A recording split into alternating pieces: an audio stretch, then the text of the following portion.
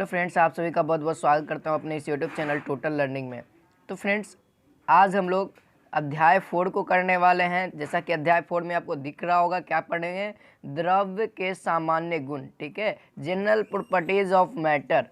तो दोस्तों, आज के वीडियो आपके लिए बहुत ही ज़्यादा इंपॉर्टेंट फुल होने वाला है, क्योंकि आज हम लोग थ्योरी को करेंगे। तो जल्दी जल्दी से आप सभी लोग इस वीडियो को शेयर कर दीजिए। हाँ जी, good evening good evening good evening. तो चलिए जल्दी से हम लोग इस वीडियो को शुरू करते हैं। जल्दी जल्दी से आप लोग पहले शेयर कर दो, और जो लोग अभी तक से लाइक नहीं किए तो लाइक कर देना वीडियो को। चलिए थ्योरी को हम शुरू कर देते हैं। यहाँ पे देखिए मैंने लिखा है, पहला टॉपिक यहाँ पे आपको दिख रहा होगा, ब्रह्मांड। ठीक है, ब्रह्मांड में उपस्थित प्रत्येक वस्तु जिसका अपना द्रव्यमान हो तथा जो स्थान घेरता हो, द्रव्य कहलाता है। ठीक है, अर्थात द्रव्यमान एवं आयतन युक्त प्रत्येक संरचना द्रव्य है। द्रव्य मुख्यतः 3 अवस्थाएं में होती है। ठीक है, समझ में आ गया? यहाँ पे क्या कह रहा है कि ब्रह्मांड का कोई भी वस्तु दोस्तों जिसमें आयतन और द्रव्यमान है तो उसे हम लोग पदार्थ कहते हैं, यानी द्रव्य कहते हैं, यानी मैटर कहते हैं। और ये जो मैटर है यानी कि पदार्थ है यानी कि द्रव्य है, ये 3 अवस्था में मुख्य रूप से पाया जाता है। पहला ठोस, द्रव और गैस। मुख्यतः 3 रूप से, लेकिन ऐसे 5 रूप में है। ठीक है, एक है प्लाज्मा, एक और बढ़ जाएगा, और एक बोस आइंस्टीन कंडेंसेट जो कि 5वां होता है। चौथा आपका क्या है, याद कर लो। चौथा आपको प्लाज्मा है और 5वां आपका है बोस आइंस्टीन कंडेंसेट।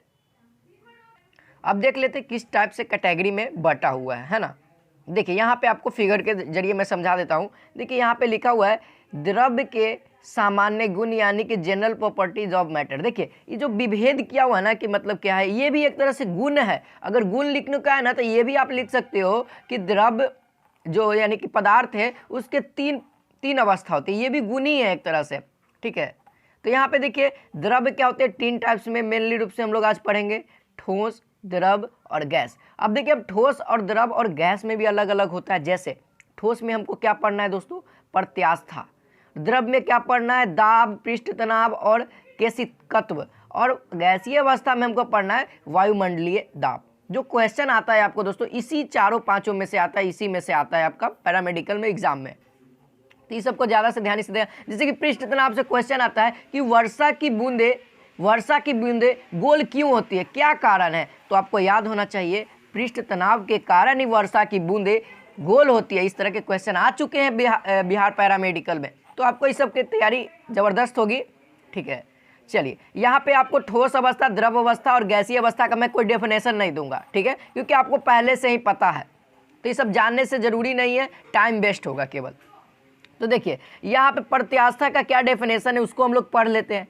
यदि किसी पिंड पर कोई बाह्य बल लगाने पर, ठीक है, हम लोग मान लिए कोई वस्तु है, पिंड का मतलब वस्तु समझना, ठीक है, उस पर हम लोग बाहर से कोई बल लगा रहे हैं, यानी कि हम अपने हाथों से बल लगा रहे हैं, उसकी स्थिति में परिवर्तन हो जाता है। ठीक है, उसकी स्थिति में यदि कोई किसी वस्तु को हम लोग उस पर बल लगाते हैं, हम लोग बल लगाते हैं, तो उसका जो पहले जहाँ रखा हुआ था उससे वह परिवर्तित होता है, वह दूसरे जगह पे चल जाता है।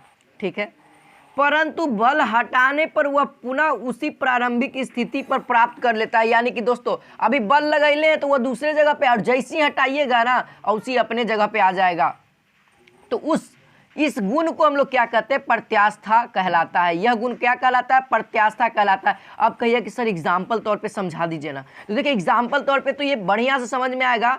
एक खेल होता है मुक्का वाला, आप लोगों ने फिल्मों में भी देखा होगा कि एक रबर का मुक्का लगाया जाता था, उस पर जब मारते थे फोर्स, जब बल लगाते थे तो वह पीछे जाता था, लेकिन कुछ समय जैसे ही बल उस पर से काम करना बंद होता था और वह मुक्का आकर के अपने वही स्थान पे खड़ा हो जाता था, होता था ना ऐसा।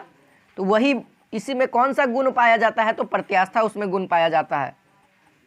चलिए अब आगे देखते हैं अगला है प्रतिबल एवं विकृति। देखिए प्रतिबल एवं विकृति, इसको भी जान लेते हैं। पिंड के एकांक क्षेत्रफल पर कार्य करने वाले परिणयन बल को प्रतिबल कहते हैं। ठीक है, पिंड के एकांक, याद रखना, एकांक क्षेत्रफल, संपूर्ण नहीं, एकांक क्षेत्रफल पर कार्य करने वाले प्रत्ययन बल को हम लोग क्या कहते हैं, प्रतिबल कहते हैं। अब जो अगला आता है, कहता है किसी वस्तु पर आरोपित बाह्य बल के अभाव से, ठीक है, सॉरी प्रभाव से, ठीक है, किसी वस्तु पर आरोपित बाह्य बल के प्रभाव से उसके मूल आकार में प्रति इकाई आयाम में होने वाली परिवर्तन को विकृति कहते हैं। अब देखिए विकृति किस में होगा, जब तक वेव नहीं बनेगा तब तक तो किसी का आयाम नहीं होगा। और आयाम हम लोग किसको कहते हैं, यहाँ पे जो पॉइंट होगा, यहाँ पे जो पॉइंट होगा इसी को हम लोग आयाम कहते हैं, ई पॉइंट को, ठीक है, ई पॉइंट को, हाईएस्ट पॉइंट को हम लोग आयाम कहते हैं।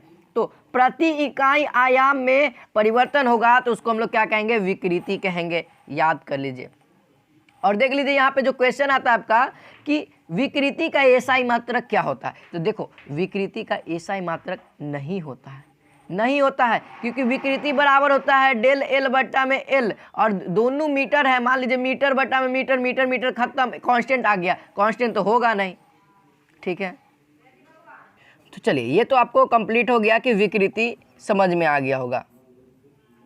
अब हमारे पास जो अगला टॉपिक है वो कहता है प्रत्यास्था की सीमा, ठीक है, प्रत्यास्था की सीमा क्या होती है, तो प्रत्यास्था सीमा विरूपक बल के परिणाम का वह सीमा है, ठीक है, विरूपक बल के परिणाम का वह सीमा है जिससे कम बल लगने पर प्रत्यास्था गुण रहता है तथा अधिक बल रहने पर समाप्त हो जाता है। यानी कहने का मतलब है कि जैसे कि वही वाला खिलौना वाला ले लेते हैं कि ऐसे खड़ा रहता था, रबर का रहता था, ठीक है, और इस पे जब बल लगता है तो इस मतलब कि इस सहने भर इस जो रबर का थी लगा हुआ है, इसका सहने भर लगा हुआ है, अब इस सहेगा तो थोड़ा सा पीछे की ओर जाएगा और फिर से वापस आ जाएगा, हो जाता था। और लेकिन इसको सहने से ज़्यादा कस के मारा जाए तो क्या हुआ, जड़िए से कवर के फेंका जाएगा, यानी कहने का मतलब समाप्त हो जाएगा। अब तो यहाँ पे न प्रत्यास्था खिलौने में नहीं रहेगा तो प्रत्यास्था गुण इसमें लगेगा कहाँ से, यही बात है, ठीक है।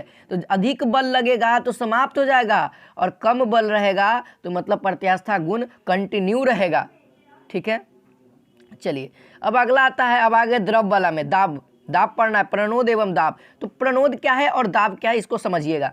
किसी सतह के संपूर्ण क्षेत्रफल पर सतह के लंबवत लगने वाले बल को प्रणोद कहते हैं, थ्रस्ट कहते हैं, ठीक है, समझ गए।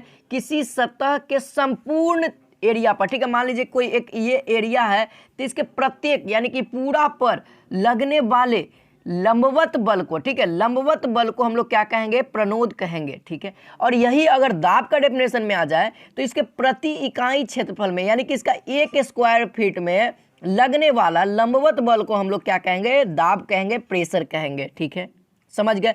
ये वाला जो प्रणोद था वो पूरा के लिए है और जो दाब है वो पहले 1 इकाई यानी कि 1 स्क्वायर फीट के बराबर, 1 स्क्वायर फीट में लंबवत जो बल लगेगा उसको हम लोग प्रेशर कहेंगे। अब जानते हैं जो मोस्ट इंपॉर्टेंट है कि जो दाब है उसका एसआई यूनिट क्या होता है, जो दाब है उसका एसआई यूनिट क्या है, तो यहाँ पे आपको दिख रहा होगा दाब का एसआई मात्रक पास्कल होता है और 1 पास्कल बराबर हम लोग लिख सकते हैं न्यूटन प्रति मीटर स्क्वायर, न्यूटन प्रति मीटर स्क्वायर बराबर 1p यानी कि पास्कल, याद कर लीजिए, इसको काम देगा। चलिए अब देखिए पास्कल के संबंधी नियम, पास्कल का जो दाब आया था उससे संबंधित नियम भी होगा, चलिए इसको पढ़ लेते हैं। गुरुत्वीय प्रभाव की अनुपस्थिति में, ठीक है, गुरुत्वीय प्रभाव की अनुपस्थिति में द्रव के अंदर प्रत्येक बिंदु पर समान दाब कार्य करता है, ये याद कर लो। अगर गुरुत्वाकर्षण यानी कि ग्रेविटी ना हो तो द्रव के अंदर, ठीक है, द्रव के अंदर प्रत्येक बिंदु पर क्या होगा, दाब हमेशा समान होगा, ठीक है। परंतु गुरुत्वीय प्रभाव की उपस्थिति में समान गहराई पर स्थित सभी बिंदुओं पर दाब एक समान होता है। अगर मान लीजिए अब गुरुत्वाकर्षण भी रहे, ठीक है, तो लेकिन कब समान होगा, दाब कब समान होगा, जब समान गहराई में जाएंगे, ठीक है, द्रव के गहराई में जाएंगे तब जाकर के दाब समान होगा। जैसे अब दाब का यूज कहाँ कहाँ किया जाता है, दाब का यूज कहाँ कहाँ किया जाता है, तो हाइड्रोक्लोरिक लिफ्ट में, हाइड्रोक्लोरिक ब्रेक में, हाइड्रोक्लोरिक प्रेस में, ठीक है। अब हाइड्रोक्लोरिक लिफ्ट क्या होता है, हाइड्रोक्लोरिक ब्रेक क्या होता है, तो आप लोगों ने हाइड्रोक्लोरिक ब्रेक ये समझिए, हाइड्रोक्लोरिक ब्रेक अगर आप समझ गए तो ये सब आसानी से समझ जाइएगा, ठीक है।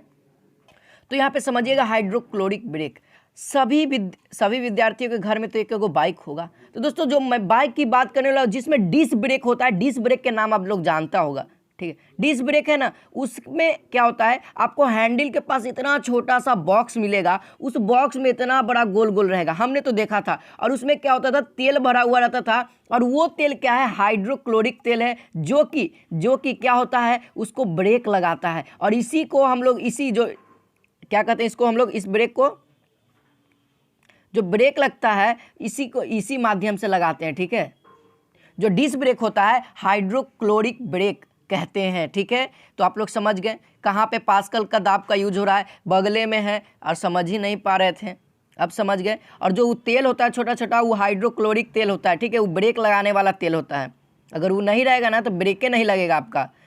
तो ध्यान रखना, आपसे डिस्क ब्रेक में ध्यान रखना कि मतलब कि तेल रहना चाहिए। चलिए, उपप्लवन बल।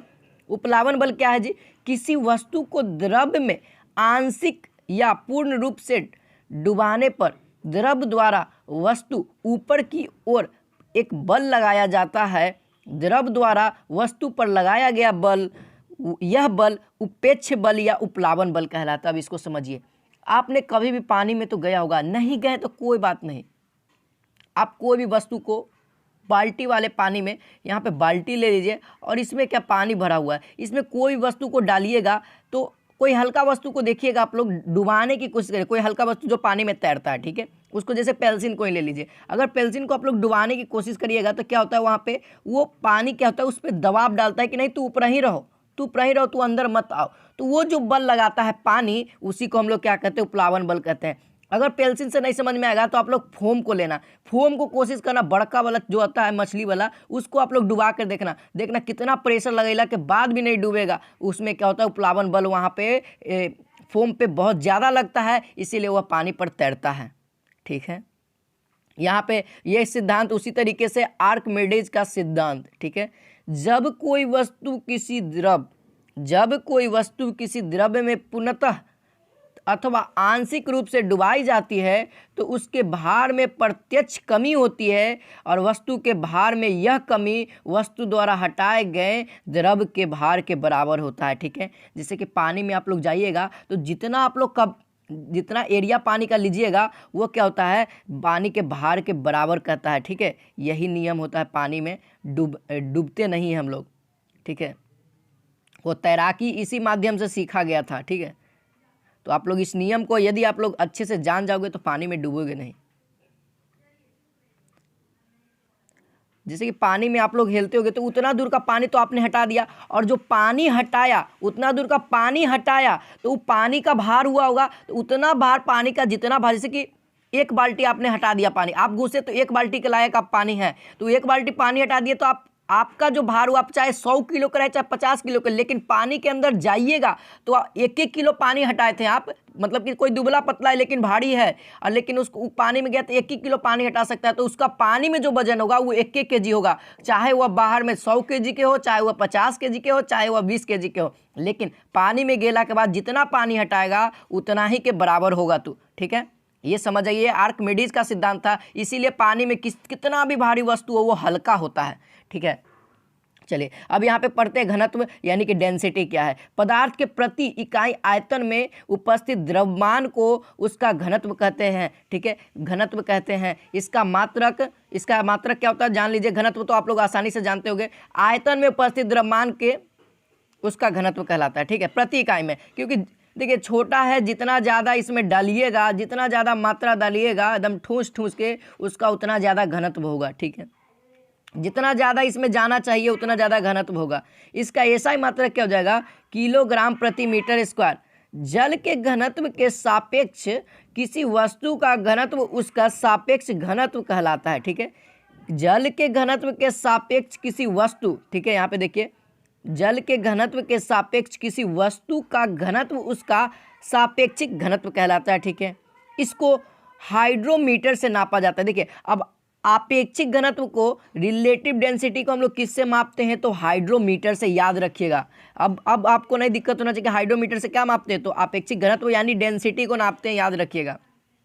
चलिए जी, जो अगला क्वेश्चन है ये बहुत ज़्यादा इंपॉर्टेंट है। पृष्ठ तनाव यानी कि सरफेस टेंशन। तो यहाँ पे कहता है किसी द्रव का पृष्ठ तनाव द्रव के पृष्ठ पर खींची गई काल्पनिक रेखा, ठीक है, किसी द्रव का पृष्ठ तनाव द्रव के पृष्ठ पर खींची गई काल्पनिक रेखा की एकांक लंबाई यानी कि 1 मीटर पर पृष्ठ के तल में रेखा के लंबवत कार्य करने वाले बल के बराबर होता है। ठीक है, समझिएगा। एकांक लंबाई का जो, जैसे कि मान लीजिए ये द्रव है लेकिन इसको काल्पनिक रेखा है वो खींच रहे हैं। द्रव पे तो पृष्ठ होगा, एकदम होगा किसी न तो किसी तरह का, और उस पर हम लोग एक काल्पनिक रेखा खींच रहे, काल्पनिक कर रहे, इमेज कर रहे हैं कि वहाँ पे एक लाइन होगा और उसी के एक लंबाई, एकांक लंबाई पर क्या हो रहा है, यानी 1 मीटर, यहाँ पे 1 मीटर लिख दिया है, एकांक है तो 1 मीटर होगा, तो उसी पर पृष्ठ के तल रेखा पर लंबवत कार्य करने वाले बल को, यानी कि इस पर जो कार्य करेगा, ई लाइन पर जो बल काम करेगा उसी को हम लोग क्या कहेंगे, पृष्ठ तनाव कहेंगे। अब देखिए जो क्वेश्चन आता है किस टाइप से आता है, पृष्ठ तनाव से क्या क्या हो सकता है। तो देखिए, साबुन के घोल के बड़े बुलबुले बनना, यानी कि साबुन के जो बुलबुला बनता है वो किसके कारण बनता है, तो पृष्ठ तनाव के कारण बनता है, ये तो पता हो गया। वर्षा की बूंदों का गोलाकार होना, यानी कि पृष्ठ तनाव के कारण ही वर्षा की बूंदों का गोलाकार होना होता है, ये भी क्वेश्चन आपका प्रीवियस ईयर में आ चुका है। चलिए अगला आता है केशिकत्व। केशिकत्व क्या कहता है, द्रव के द्वारा गुरुत्व बल के विपरीत केशी नली में ऊपर चढ़ने तथा नीचे उतरने की प्रवृत्ति को केशितत्व कहते हैं। एक केशितत्व क्या होता है, द्रव द्वारा गुरुत्व बल के विपरीत केशी नली, यानी कि कोई एक शीशा का नली है, यहाँ पे देखिए ट्यूब है, कि ऊपर चढ़ने और नीचे उतरने की प्रवृत्ति को हम लोग क्या कहते हैं, केशितत्व कहते हैं। इसका देखिए उदाहरण से समझिए, लोटिंग पेपर द्वारा स्याही को शीघ्रता से सोखना, यानी कि आप लोग मार्कर का यूज करते हैं, उसमें किसका यूज होता है, तो केशितत्व का यूज होता है, क्योंकि वो क्या करता है, उसमें इंक भरते होगे तो इसमें एक फोम का लगा रहता है, अंदर में फोम रहता है। ठीक है, तो वही फोम क्या करता है, पूरा इंक को सोखता है और वही फिर बाद में धीरे धीरे धीरे धीरे आपको उस नोखी के सहारे देता है। जैसे लैंप की बत्ती में तेल चढ़ना, आप लोग पहले जब लाइन नहीं होता था, मतलब इन्वर्टर नहीं होता था, तो बत्ती जलाते थे, लाइन कटता था, तो इसी सिद्धांत पर कार्य करता है। ठीक है, चलिए अब श्यानता गुणांक, श्यानता आता है, क्या कहता है श्यानता।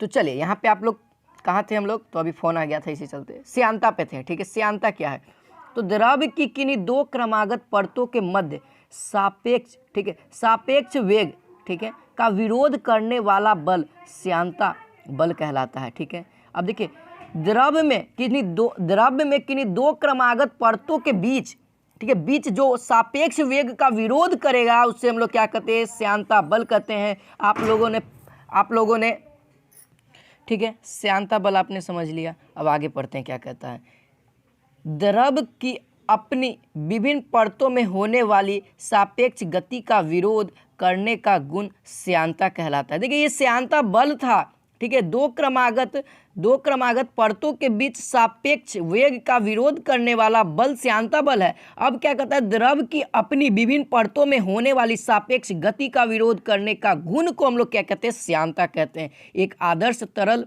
अथवा द्रव की श्यानता शून्य होती है। ठीक है, याद रखना, ये क्वेश्चन आ सकता है। यहाँ पे आ जाओ, यहाँ पे कहता है आदर्श तरल अथवा द्रव की श्यानता शून्य होती है। देखिए अब श्यानता कहाँ पे होता है, आप लोगों ने पाइप से पानी आप लोग जरूर देते हो, गाड़ी उड़ी धोते होंगे तो पानी होता होगा, उसमें जो पानी आता है दोस्तों, उसमें जो पानी आता है, ठीक है, पानी आता है वो श्यानता बल के कारण ही आता है। कैसे आता है सर, देखिए यदि पानी का भार यदि समान रहेगा, यहाँ पे क्या रहेगा, बल जो लगेगा इसमें पानी में वो समान रहेगा, तब कभी भी पानी आगे बढ़ेगा।